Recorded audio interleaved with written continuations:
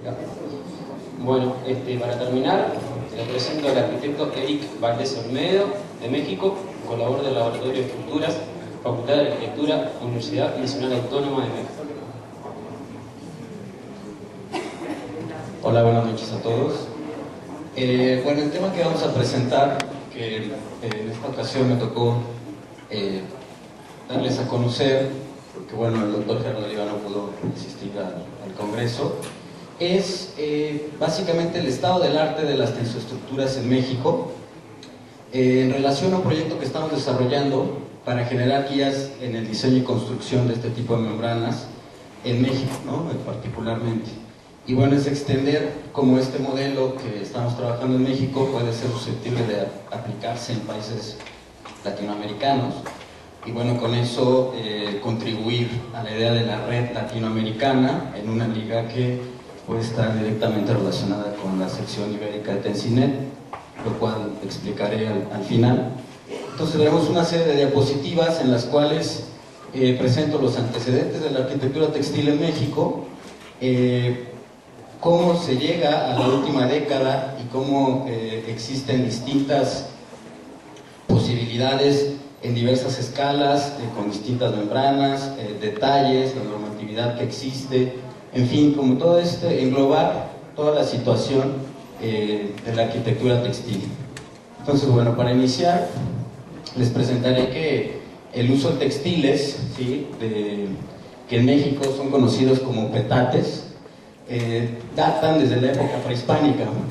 Podemos ver en el Códice Mendoza la aplicación de varas entretejidas que formaban estos petates. Aquí podemos ver una boda, un matrimonio, en donde se usaba como, pues esto, ¿no? Un tapete y como envoltura mortuoria, ¿no? Este mural de Diego Rivera expone también la utilización de este tipo de fibras vegetales entrelazadas, lo cual podemos referir como textil. Hacia el siglo 1695 está esta pintura de Cristóbal de Villalpando, en donde se ilustra la plaza central de la Ciudad de México, mejor conocida como el Zócalo, y se advierte bueno, lo que era el mercado del Parián, el centro de comercio de la Ciudad de México, y una serie de elementos de cubiertas temporales construidas con petates, es decir, con estas fibras textiles naturales. De ahí, bueno, se reconoce siempre en México la arquitectura adaptable, por así decirlo, temporal, y mucho en la idea del comercio. Lo podemos ver actualmente en el comercio ambulante. Aquí está otro ejemplo. Esto hacia inicios del siglo XX, mercado de San Juan, muy famoso, y aquí están referidas las cubiertas orientadas hacia el sur, proporcionando sombra para los vendedores. Este es un ejemplo singular en México. Es una plaza de toros construida con petates a partir de elementos de madera, amarres y petates. Se dice que es una construcción hecha con otates, petates y mecates. Podemos ver la etapa de construcción. Aquí podemos ver una vista exterior, una vista interior, y traigo un pequeño video que quisiera mostrar, muy breve, porque la gente en Villa de Álvarez, Colima, que celebra el 5 de febrero al santo patrono del lugar, dice que esta es la única plaza de toros que baila. Entonces, con esto podemos ver seguramente no funciona el audio, pero todo.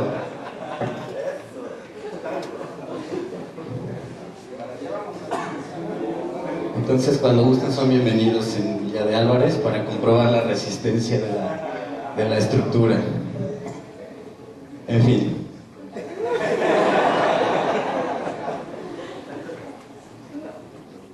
Ok.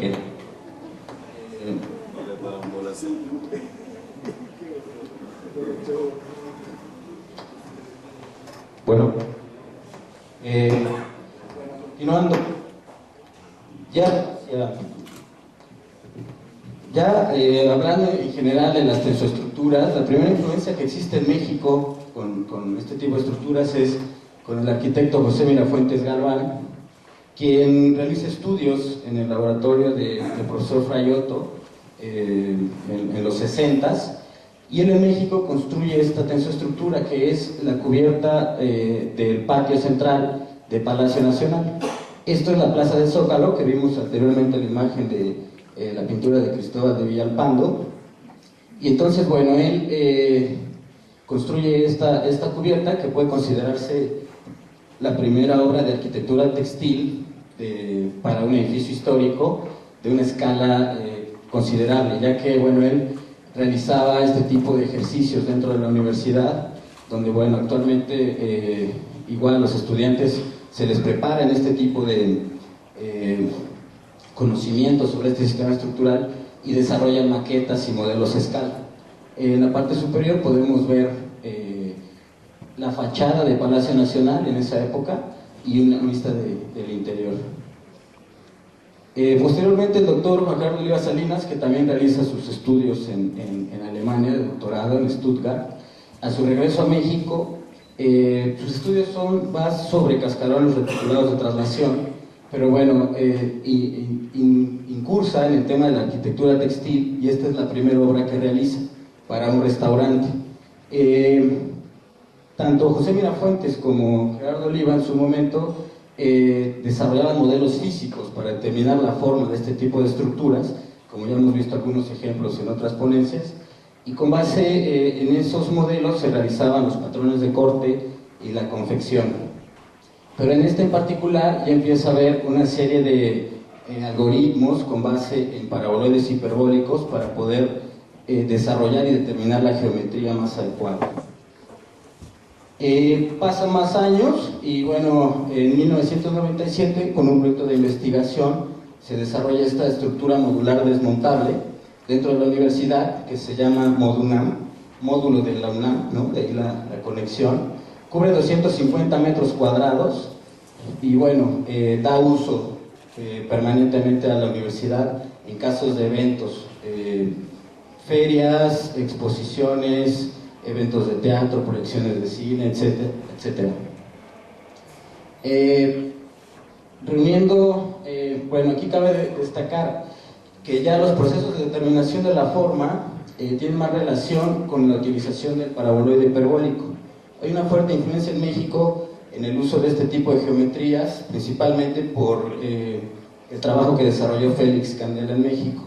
Entonces es muy común que la gente dedicada al tema de las cubiertas ligeras, ¿sí? Maneje este tipo de geometrías, en particular de paraboloide hiperbólico, y tanto de forma analítica como geometría descriptiva, y en este caso pues ya con la ayuda de la herramienta de la computadora, ¿no?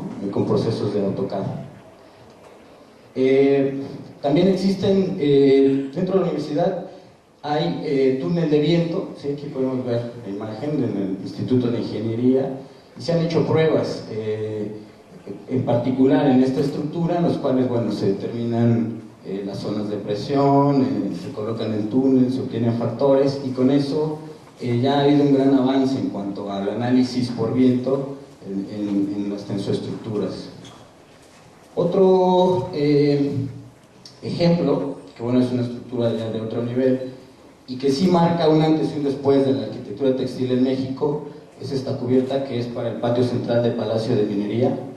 En ella, de igual forma, se determina que la geometría tendrá que ser realizada con la ayuda de AutoCAD, ¿sí? Y geometría analítica con base en paraboloides hiperbólicos, superficies regladas y algunos algoritmos, ¿no? Los cuales se apoyó en ese momento el laboratorio de estructuras para desarrollar el análisis estructural,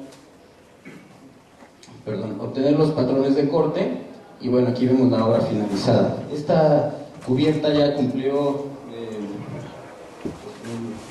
8 años de vida, 9 años de vida, está por cambiarse justamente este año, y, bueno, con base no en el deterioro del material como tal, sino en la apariencia que tiene, ¿no? La polución en México es muy grave y esto deteriora los textiles. Pero bueno, como comentaron en algún momento, sería algo que consideramos importante en este nivel, es el tema de la sustentabilidad.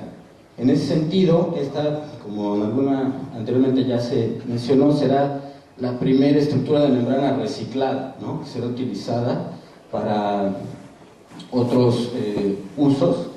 Y bueno, ahí destacar que existe una preocupación por el tipo de materiales que se utilizan dentro de las tensoestructuras, el nivel de, no sé, tratamos de conocer los ecoindicadores de los materiales que se aplican y ver el impacto que puede tener, ¿no? En el medio ambiente. Esta es otra estructura en el 2003, con base en un sistema de arcos que realizó el doctor Oliva con Víctor Hugo Roldán, que presentó hace un momento el patio en el centro histórico. Y bueno, esta, si pueden ver, es una escala pequeña, es otro tipo de estructura, ¿no? Colocada dentro de 2 edificios. Y aquí, por ejemplo, es para mencionar que anteriormente al uso de software especializado, pues se desarrollaban una serie de algoritmos para hacer análisis estáticos, ¿no? En este caso presentamos el desglose, cómo llegar a calcular los esfuerzos de borde de una relinga, ¿no? 2004 tenemos TV Azteca, aproximadamente con unos 700, 800 metros cuadrados de construcción. Y aquí les puedo comentar al respecto sobre un avance que hay en la determinación de la forma. O sea, de repente el uso del paraboloide hiperbólico como tal limita a determinada geometría, o si bien el anclarse a un edificio ya no es tan flexible para poder determinar la forma. Entonces desarrollamos con el uso de AutoCAD y con base en modelos geométricos de telas elásticas una serie de algoritmos que nos permitían obtener la geometría y con base en ello obtener los patrones de corte, ¿sí? Aquí es un ejemplo del trabajo que se llega a hacer en México en el tema de, por ejemplo, no existen plotters para cortar la membrana, entonces todos los patrones se imprimen a escala 1 a 1, se realizan los cortes y bueno, sí podemos ver que existen procesos de termosellado y procesos por alta frecuencia, ¿no? Dependiendo, bueno, la empresa que llegue a hacer esto. Entonces empieza a haber un abanico más amplio de posibilidades en la construcción. Y bueno, aquí en este ejemplo, el Palacio de Gobierno en la ciudad de Oaxaca, que son 3 cubiertas que cubren, digamos que un gran patio dividido por un par de pasillos. Se empieza a explorar en la modelización a través de AutoCAD de mallas, con base en el principio de entender que entre 4 puntos en el espacio siempre tendrá que haber un equilibrio, ¿no? Y con esto, bueno, se puede determinar la forma del ejemplo anterior y la forma de este ejemplo del Palacio de Gobierno en Oaxaca, ¿no? Obteniendo una geometría adecuada para llevar a cabo la obra, el análisis estructural, etc. Aquí podemos ver pues ya el avance que también se empezó a desarrollar en cuanto al diseño de los detalles, ¿no? Esta es la linternilla que tiene 8 metros en este eje mayor, es una elipse.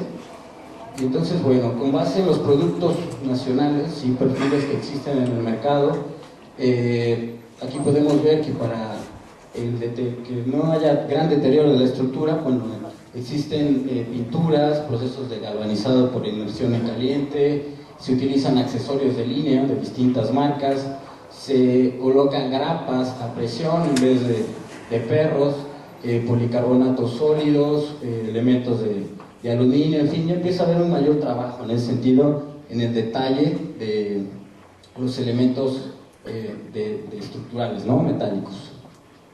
En esta parte quiero hablarles sobre el proceso de diseño en cuanto a la visualización. ¿Sí? En un inicio, pues siempre era el recurso del croquis para que un cliente pudiera identificar la propuesta que uno tenía que presentarle apoyado igual de modelos físicos, ¿no? En algún momento se realizaban aproximaciones a la geometría con AutoCAD, pero bueno, aquí se puede observar que esto pues no son superficies de doble curvatura, pero el cliente tenía una muy buena idea de qué es lo que se tenía que construir. Después aparecieron los plugins, ¿no? Por ejemplo, como el de Ferrari, y entonces bueno, esto ha permitido tener un mejor acercamiento hacia la visualización de los proyectos para que el cliente pueda entender cuáles son las propuestas que tiene el diseñador, y es muy útil también en cuanto a la cuestión académica, que los alumnos empiecen a entender cómo funciona el sistema y las formas que se pueden generar a partir de entender el principio estructural. Softwares que se utilizan, por ejemplo está Easy, ¿no? Estructura para un muelle en la Riviera Maya fue realizado ya con un software especializado, que cabe destacar, las universidades aún no llegan a tener los recursos para implementar esto. Está más definido por las empresas que lo construyen. Entonces, bueno, en determinado momento existen convenios en los cuales uno se puede acercar a las empresas, hacer uso del software y construir, ¿no?, lo que sea necesario. Este es un ejemplo de microescala, pensemos, y este ejemplo de un acuario en el Centro Mexicano de la Tortuga en Oaxaca, en donde el requerimiento era hacer una estructura similar a la concha de la tortuga laúd. Entonces se diseñó un cascarón metálico con perfiles tubulares, y la cubierta es de membrana. Entonces toda esta geometría pues ya está desarrollada igual con un software especializado. Aquí está el modelo, la obra no se ha podido construir, pero está el proyecto, digamos, ¿no? En cuanto a las normas y reglamentos, bueno, tenemos el reglamento de construcciones que rige en todo el Distrito Federal y es aplicable a todos los estados de México. Tenemos normas complementarias, las cuales regulan el tema de las estructuras, de las cimentaciones, del concreto, del acero, etcétera, al igual que manuales para ese tipo. En el tema del viento, básicamente existe una norma técnica complementaria por viento, pero no integra lo que es el tema de las tensoestructuras. Cuando habla el reglamento sobre una estructura o una geometría que no está comprendida entre una bóveda sinclástica, generalmente refiere a que se tienen que hacer pruebas de túneles de viento, pero túneles de viento pues no hay comercialmente, entonces eso se vuelve una complejidad y una traba. Y bueno, existen normas de Comisión Federal de Electricidad en relación al viento, las cuales son las que uno utiliza para empezar a entender y desarrollar los análisis respectivos, ¿no?, de la estructura en relación con el viento. Para finalizando, quiero presentar este proyecto que se realizó el año pasado dentro de la universidad. Es una cubierta para una cafetería. Podemos ver cómo, si bien el modelo ya para determinar la forma no es necesario por el software, siempre el cliente, ¿no?, al menos en México, les gusta tener la maqueta de lo que se va a hacer, ¿no? Entonces, bueno, realizamos modelos para que más de presentación, algunas láminas con imágenes realizadas en estos programas de plugins de visualización. En este caso, bueno, se hace todo el desarrollo de diseño, de la parte constructiva, los detalles, etcétera. Y bueno, este en particular está desarrollado con software ya especializado. Aquí está una imagen ya de la obra de construcción que sirve para una cafetería. Y consideramos que es muy importante también el tema de los detalles que ha ido poco a poco avanzando. Aquí podemos ver los tipos de cimentaciones en concreto que se realizan generando lastre para evitar el volteo. En este caso se decidió, en vez de colocar cables, un par de tubulares para generar el trípode que resiste los esfuerzos. En cimentación, pues muchas veces son anclajes químicos, epóxicos, que se colocan dentro de la estructura. Cabe destacar que siempre tratamos de se realiza un diagnóstico de la estructura donde se va a colocar su estructura, valga la redundancia. Es decir, ver en dónde uno se va a anclar, si hay elementos estructurales de concreto, de tabique, el tipo de suelo, ¿no? Para poder determinar cuáles son la cimentación más adecuada. Aquí podemos también ver nuevamente el tema de los accesorios que se utilizan, los detalles de pernos, de grapas, de terminales, en fin, más detalles. Muchas veces son elementos para traccionar la membrana de línea, como mencionaba, o muchas veces nos toca hacer el diseño de los mismos, ¿no? En este caso, bueno, una polea alrededor de un par de placas, ¿no? Sujeta a este elemento que se enlaza con un muro de tabique que está por aquí. Y entonces, bueno, eso en función de que muchas veces, pues, esta labor de ir diseñando la estructura demanda soluciones más innovadoras y no necesariamente colocar lo que el mercado ofrece. Y algo importante que también hemos tratado de avanzar es no solamente ver la estructura en sí misma como un objeto, sino para qué sirve ese objeto, es decir, la parte de la habitabilidad, un poco lo que comentaba el compañero anteriormente con el tema de la bioclimática, es decir, el análisis de confort que se genera en este espacio que cubre la tensoestructura, la sombra, la lluvia, en fin, cosas que para las cuales está hecha, ¿no? O sea, tratamos de verlo en ese nivel más que como un objeto en sí mismo. Otra imagen de la cubierta, que debe tener alrededor de 250 metros cuadrados, una cosa así. Y, bueno, todo esto, ¿en qué redunda? Como comentaba en un inicio,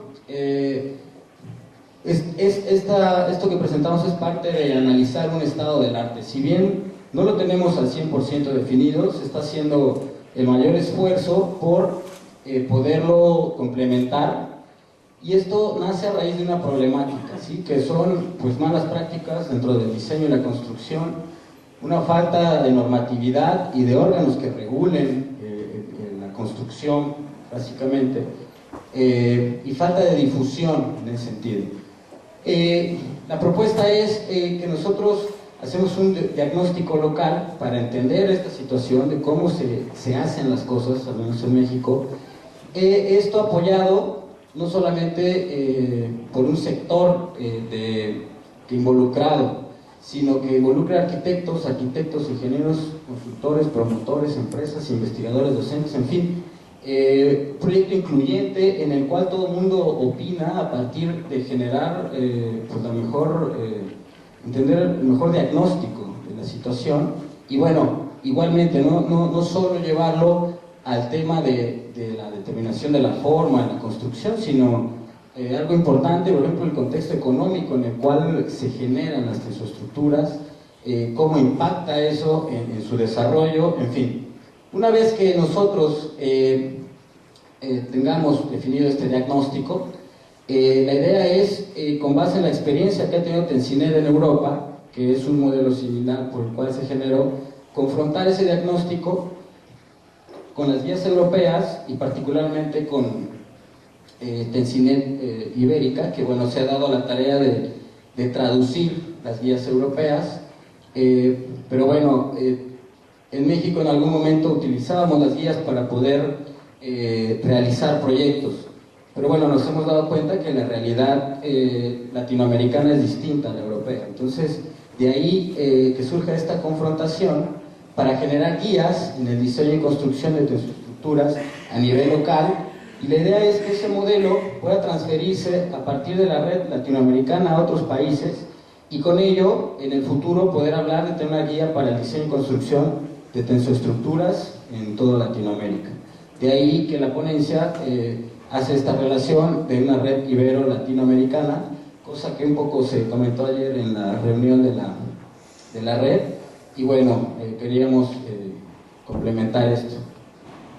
Un esfuerzo que se está haciendo, bueno, es el curso que habrá en México, por parte del doctor Llorens, Monjo y Oliva, en pro pues, de hacer difusión de estas cosas, ¿no?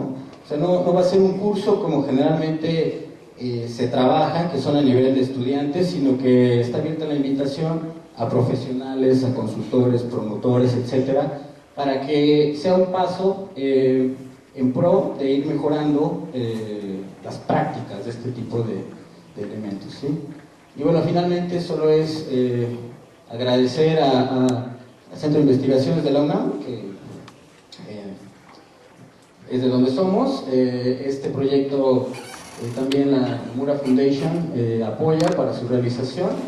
Y bueno, muchas gracias por su atención.